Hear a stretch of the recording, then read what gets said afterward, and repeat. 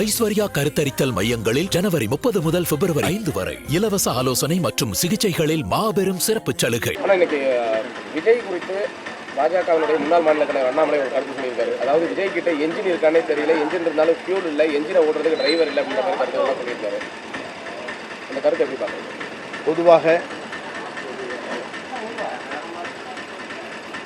புதிதாக தோன்றியிருக்கிற டிவிகேவனுடைய அந்த வண்டி கொஞ்சம் ஓட்ட போகிறதில்ல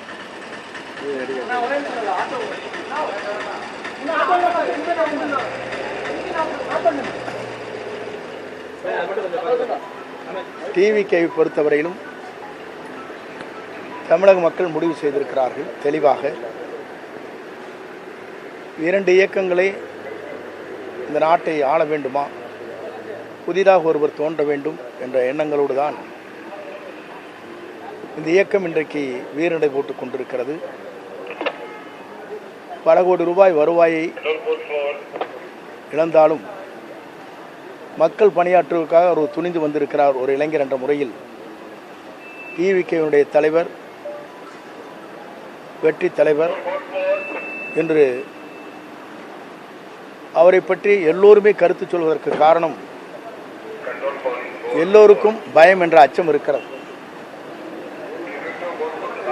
வெற்றி என்ற முடியாது என்ற இலக்கை எட்டுவதன் காரணமாகத்தான் இவர்கள் இந்த கருத்துக்களை வெளிப்படுத்தி கொண்டிருக்கிறார்களே தவிர ஒவ்வொருவருக்கும் தோல்வி பயம் ஒவ்வொருவருக்கும் உருவாகி இருக்கிறது.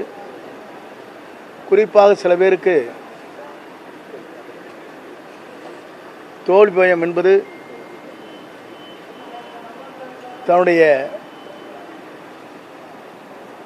இடத்தில் வெற்றி பெற இயலாது என்ற முறையிலே தான் ஒவ்வொரு இயக்கங்களும் தங்களுடைய கருத்துக்களை இன்றைக்கு பரிமாறிக்கொண்டிருக்கிறார்கள். குறிப்பாக இளைஞர்கள் மட்டுமல்ல, வெளிநாடுகளில் இருக்கின்ற தமிழர்கள் அத்தனை பேரும் தேர்தல் தமிழ்நாட்டில் எப்போது நடைபெறப் போகிறது என்பதற்காக 3 லட்சம் பேர்கள் பதிவு செய்திருக்கிற வரலாறு தமிழ்நாட்டிலே உலக வரலாற்றில், இந்திய வரலாற்றில் இடம்பெற இருக்கிறது. ஆகிய ஒரு புதிய தலைமை தமிழகத்தை ஆள வேண்டும், அதுவும் நம்முடைய வெற்றி கழகத்துடைய தலைவர் ஆள வேண்டும் என்ற நோக்கம் புதிதாக வாக்களிக்கின்ற ஒவ்வொருவருடைய எண்ணங்களிலும் இருக்கிறது.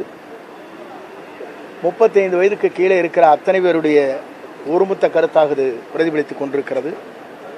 அந்த பிரதிபலிப்பின் மூலமாக நேற்றைய தினம் கூட நான் சில நிகழ்ச்சிக்கு செல்கிற போது குழந்தைகள் தங்களுடைய தாய் தந்தையிடத்தில், பெரியவரிடத்திலும் நம்முடைய வெற்றி கழகத்துடைய தலைவருக்கு வாக்களிக்க வேண்டும் என்று குழந்தைகள் வற்புறுத்துவதாக கூட எங்களிடத்தில் சொன்னார்கள். நான் ஏறத்தாழ நேற்று 72 நிகழ்ச்சியிலே கலந்து கொண்டேன்.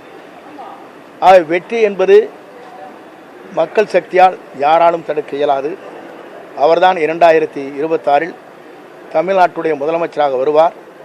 234 முதல் அவர் வெற்றி பெறுவார் என்பதை நான் மகிழ்ச்சியோடு தெரிவித்துக் கொள்கிறேன். இப்போ நேரடியாகவே தாவேக்காவை விமர்சிக்க ஆரம்பிச்சிருக்காங்க. காரணம் அவருடைய தோல்வி பயம். அவர்களை பொறுத்தவரையில் உங்களுக்கு நன்றாக தெரியும், தோல்வி பயம் ஏற்பட்டால் மட்டும்தான் இது போன்ற கருத்துக்களை பல பேர் பரிமாறிக்கொண்டிருக்கிறார்கள். வெற்றி பெற வேண்டும் என்று சொன்னால் நேரடியாக திமுகவிடத்திலே பேச வேண்டும் என பிடிமாக யார் செயல்படுகிறார் என்பதை நாட்டு மக்கள் தெரிந்து கொண்டிருக்கிறார்கள்.